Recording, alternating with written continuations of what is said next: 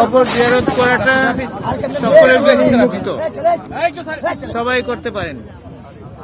সেই হিসেবে আমি ব্যক্তিগতভাবে আজকে আমার আবেগ থেকে, আমার অনুভূতি থেকে আমার নেত্রী এবং আমার নেতার কবর জিয়ারত করার জন্য আমার মন চাইছে। সেই জন্য আমি সকালে ঘুম থেকে উঠেই এটাই প্রথম এরাদা করেছি এবং এখানে চলে এসেছি। কোনো এটা রাজনৈতিক কোনো পরিকল্পনা বা কোনো সিদ্ধান্তের বিষয় না, এটা আমার ব্যক্তিগত আবেগ এবং আমার ব্যক্তিগতভাবেই আমি এসেছি।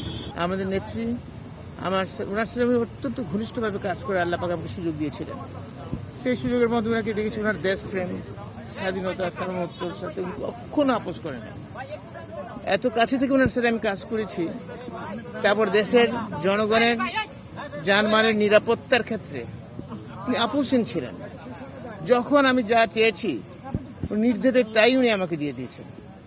আমি বলছি যেটা করার জন্য আপনারা দেখেছেন যে র্যাব গঠনের ব্যাপারে, এবং র্যাবকে কিন্তু তখন রাজনৈতিকভাবে একদিনের জন্য, 1 ঘন্টার জন্য আমরা ব্যবহার করি না।